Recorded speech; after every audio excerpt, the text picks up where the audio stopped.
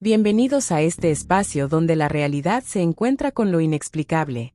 Hoy los invito a descubrir historias que han pasado de generación en generación, relatos oscuros que susurran en las noches más silenciosas. ¿Estás listo para adentrarte en historias sobre encuentros demoníacos? Prepárate, porque cada historia te llevará al límite de lo que crees posible. Comencemos.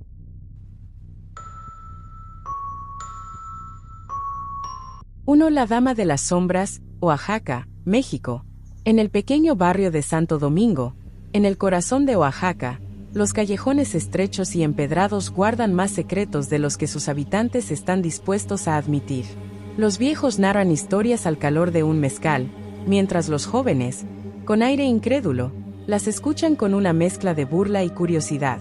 Una de las leyendas más temidas es la de la Dama de las Sombras, una figura que, según cuentan, vaga por las noches más oscuras, especialmente cuando la luna nueva convierte la ciudad en un manto de tinieblas. En esas noches, los pasos resuenan con más fuerza en las calles vacías. Los ancianos dicen que es ella, buscando a quien no respeta el mandato de cerrar ventanas y puertas. Dicen también que quien ose mirarla a los ojos jamás vuelve a ser el mismo. Mateo, un joven de 20 años, era de los que no creían en esas historias. Son cuentos de viejos, decía cada vez que escuchaba a su abuelo hablar sobre la dama. Le parecía absurdo que una figura pudiera causar tanto miedo. Para Mateo, todo era fruto de la superstición de un pueblo anclado en el pasado. Una noche sin luna, mientras el viento helado se filtraba por las grietas de las casas, Mateo decidió salir. Llevaba días discutiendo con su madre, quien le pedía que no se burlara de las tradiciones. Pero él estaba decidido a demostrar que todo era un invento. Caminó por las calles empedradas con las manos en los bolsillos y una linterna en la mano. El eco de sus pasos se mezclaba con el murmullo del viento. No pasaron más de 10 minutos cuando la escuchó por primera vez. Un taconeo rítmico, lento, pero firme. Mateo detuvo sus pasos y apagó la linterna.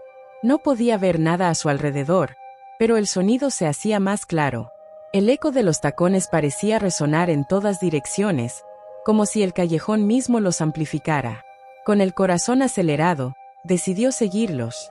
A medida que avanzaba, una figura empezó a tomar forma al final del callejón. Era alta, delgada y cubierta con un velo negro que se movía ligeramente con el viento. Mateo sintió un escalofrío, pero su escepticismo era más fuerte. Debe ser alguien disfrazado, pensó, y aceleró el paso para alcanzarla. La dama caminó lentamente hacia una esquina oscura. Mateo la siguió, decidido a confrontarla. Al girar la esquina, la vio de pie, inmóvil, a unos pocos metros de él. Su vestido negro parecía absorber la escasa luz de las farolas, y un frío antinatural llenaba el aire. ¿Quién eres?, gritó Mateo, tratando de sonar valiente, aunque su voz temblaba ligeramente. La figura no respondió. En cambio, levantó el velo que cubría su rostro. Mateo sintió que el mundo se detenía. No era un rostro humano lo que estaba frente a él. En su lugar, había una masa de sombras en constante movimiento, con ojos brillantes que ardían como brasas. Antes de que pudiera reaccionar, los brazos de la dama se extendieron de manera antinatural, alargándose como tentáculos oscuros que parecían devorar la luz. Mateo intentó correr, pero sus piernas no respondían. Era como si el suelo mismo lo hubiera atrapado. Los tentáculos lo envolvieron, y Mateo sintió un frío que penetraba hasta sus huesos. Su mente se llenó de susurros ininteligibles, palabras en un idioma que parecía arrancar pedazos de su cordura. Gritó con todas sus fuerzas, pero el sonido quedó atrapado en la negra que lo rodeaba. Esa noche, los vecinos del barrio escucharon un grito desgarrador que se apagó de golpe, como si el aire hubiera sido arrancado del pecho de quien lo emitía. Nadie se atrevió a salir.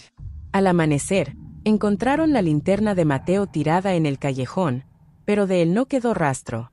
Los ancianos dicen que su espíritu sigue atrapado en el pozo de sombras al que la dama lo arrastró. Algunos aseguran que, en las noches de luna nueva, aún se escucha su grito, mezclado con el taconeo de la figura que lo condenó. Desde entonces, incluso los jóvenes más escépticos cierran puertas y ventanas, temerosos de ser los siguientes en encontrarse con la Dama de las Sombras.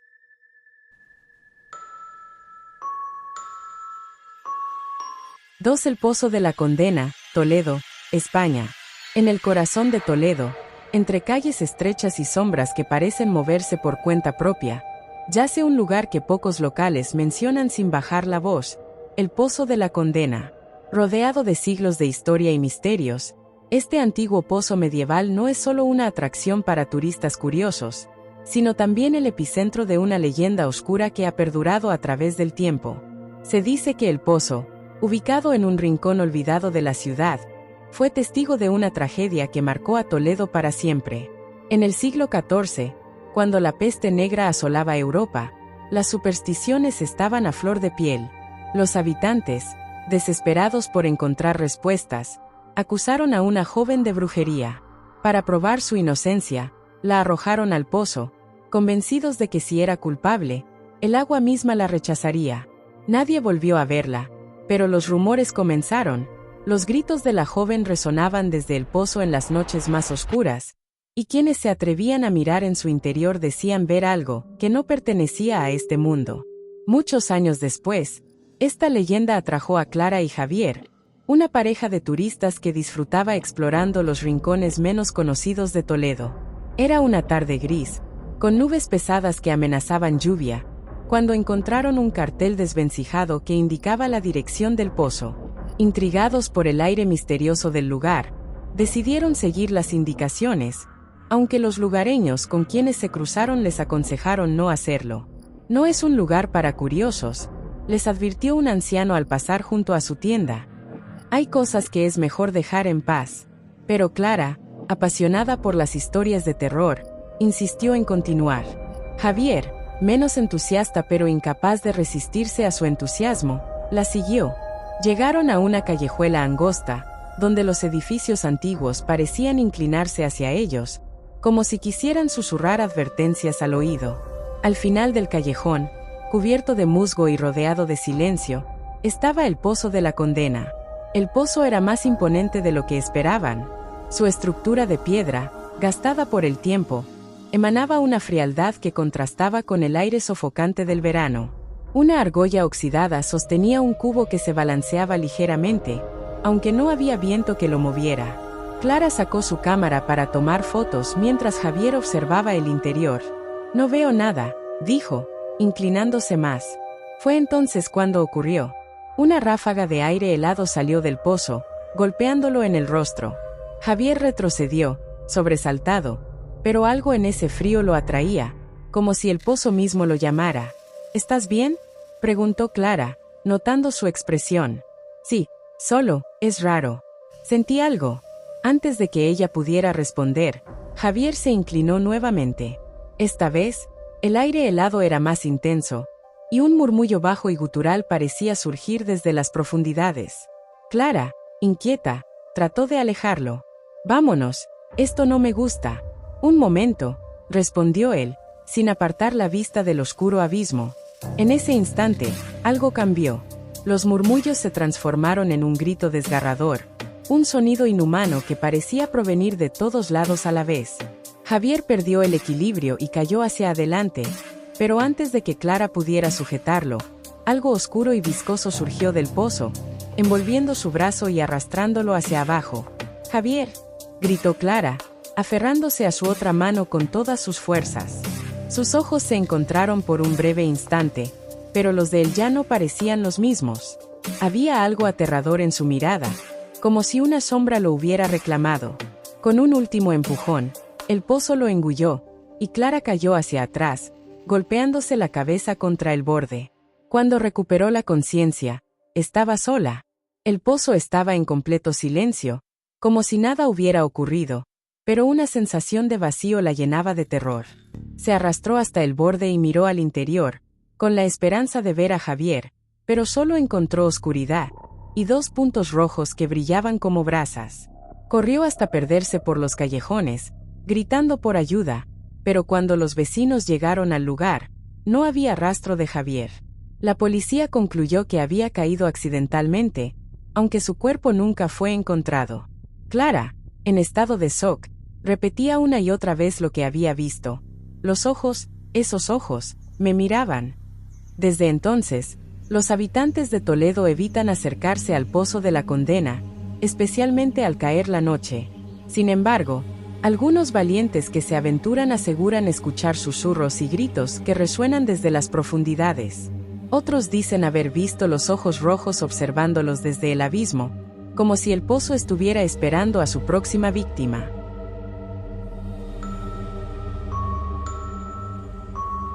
3. El fuego del diablo, Nápoles, Italia. En las afueras de Nápoles, donde la modernidad y las leyendas antiguas se entrelazan, se encuentra un monasterio olvidado por el tiempo. Construido en el siglo XV, este lugar alguna vez fue un refugio de espiritualidad, hasta que un incendio devastador lo consumió por completo. Las historias que rodean su destrucción hablan de un pacto fallido, de una invocación que salió terriblemente mal. Desde entonces, el monasterio quedó en ruinas, temido por los lugareños que se niegan a acercarse incluso de día. Pero la curiosidad tiene una forma peculiar de desafiarnos, y para un grupo de jóvenes exploradores urbanos, el monasterio era el escenario perfecto para su próximo video. Carla, Luca, Enzo y Martina eran aficionados al documental Lugares Abandonados, buscando lo que ellos llamaban belleza en el abandono. Equipados con cámaras, linternas y una mezcla de entusiasmo y escepticismo, se dirigieron al monasterio una tarde de otoño. El camino hasta el lugar estaba envuelto en una niebla espesa, como si la tierra misma tratara de ocultarlo. Al llegar, encontraron la entrada parcialmente derrumbada. Las paredes externas, ennegrecidas por el incendio de siglos atrás, aún mostraban restos de frescos desgastados que narraban escenas religiosas. El aire era pesado, cargado de humedad y algo más, una tensión palpable que ninguno quiso mencionar. «Esto es perfecto», dijo Carla, ajustando su cámara mientras grababa las primeras tomas. Entraron al monasterio, explorando pasillos vacíos llenos de escombros, capillas destruidas y salas que parecían haber sido congeladas en el tiempo. Todo estaba cubierto de una capa de polvo y cenizas, pero había algo extraño. En una de las habitaciones centrales, las paredes estaban impecables, como si el fuego nunca las hubiera tocado. «Esto no tiene sentido», murmuró Enzo, mientras enfocaba los extraños símbolos grabados en las paredes. Los grabados eran intrincados, formando patrones que parecían moverse cuando se miraban fijamente. Martina, fascinada, se acercó y pasó los dedos sobre ellos. «Esto debe ser algo ritual, ¿no? ¿Un exorcismo?», preguntó, aunque nadie tenía una respuesta clara. En el centro de la habitación había un pedestal de piedra, como si alguna vez hubiera sostenido algo importante. Luca, que cargaba una pequeña vela para mejorar las tomas en la oscuridad, decidió encenderla y colocarla sobre el pedestal.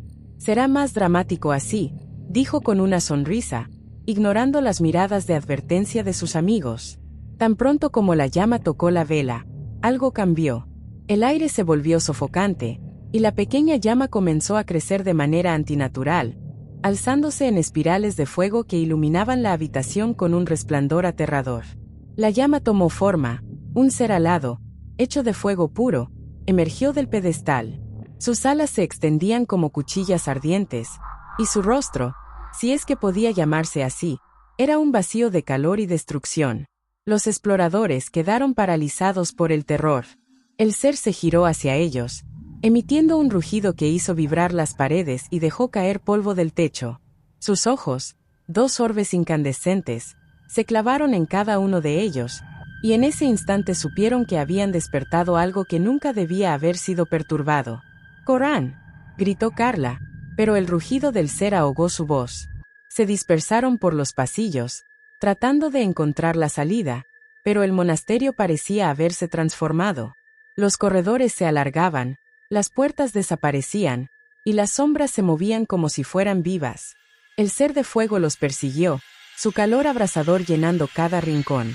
Martina fue la primera en caer. Mientras corría, una de las alas del demonio la alcanzó, envolviéndola en un fuego que no consumía su cuerpo pero que la hacía gritar como si el alma misma le estuviera siendo arrancada. Sus gritos resonaron por los pasillos, y los demás sabían que no podían detenerse. Luca y Enzo intentaron atrancar una puerta para ganar tiempo, pero el ser la atravesó como si fuera papel, llenando la sala de un calor tan intenso que el metal de las cámaras se derritió en sus manos. Carla, aterrada, logró llegar a la entrada principal, pero cuando miró hacia atrás, vio a sus amigos envueltos en las llamas del ser, sus cuerpos inmóviles y sus rostros congelados en expresiones de agonía. Cuando finalmente cruzó el umbral, el rugido del demonio la alcanzó, y el fuego explotó detrás de ella, lanzándola al suelo. Despertó horas después, sola en el exterior del monasterio. Su cámara estaba intacta, aunque no recordaba haberla llevado consigo. Al revisarla más tarde, encontré fragmentos de grabaciones, los símbolos en las paredes, la llama tomando forma, y los gritos de sus amigos, seguidos del rugido infernal. Carla nunca volvió a hablar del incidente, pero las grabaciones se filtraron en internet, alimentando la leyenda del monasterio. Los lugareños, al enterarse, no se sorprendieron. El fuego del diablo nunca se apaga, decían, y siempre busca nuevas almas para quemar. Desde entonces, nadie se atreve a entrar al monasterio, pero en las noches más oscuras, algunos afirman ver un resplandor anaranjado provenir de las ventanas, como si el fuego del diablo aún esté esperando.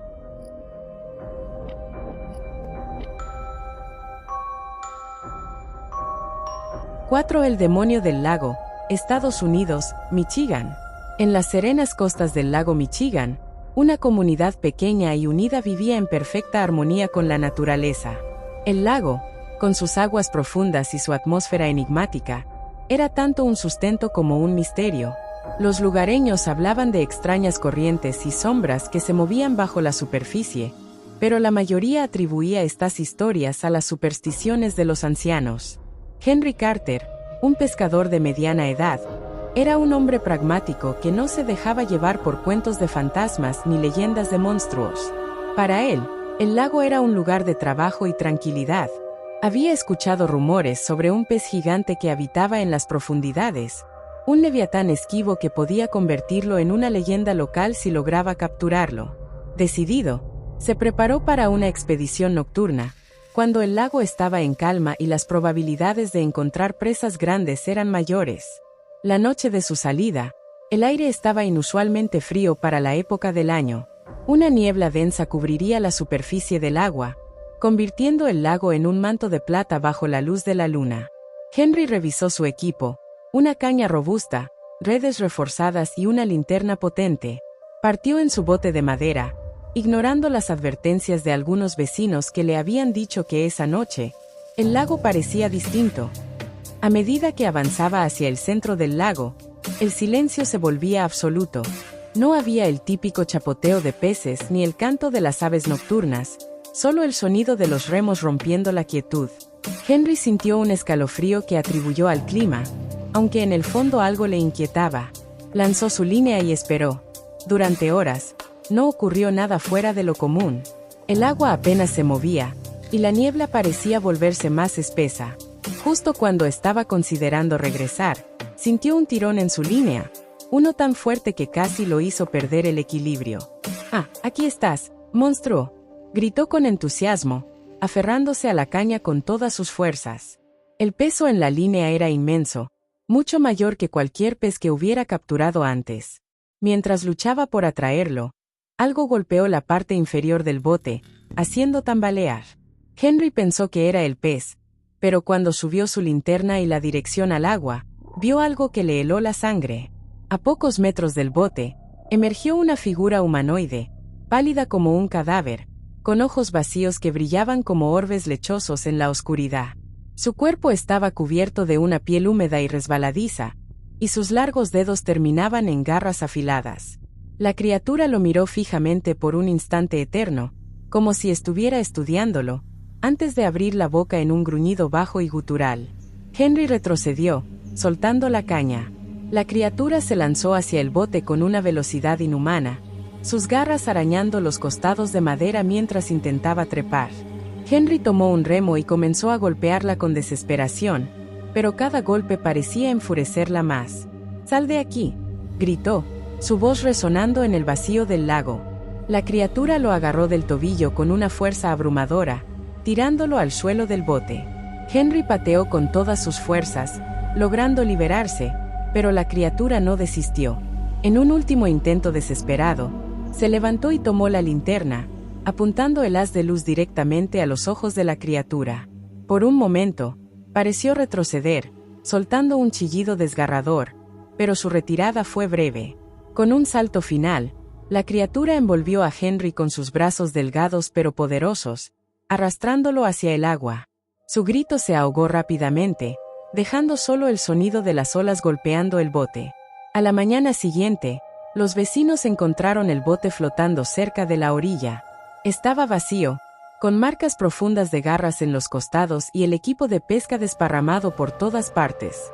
No había rastro de Henry, solo una sensación opresiva en el aire.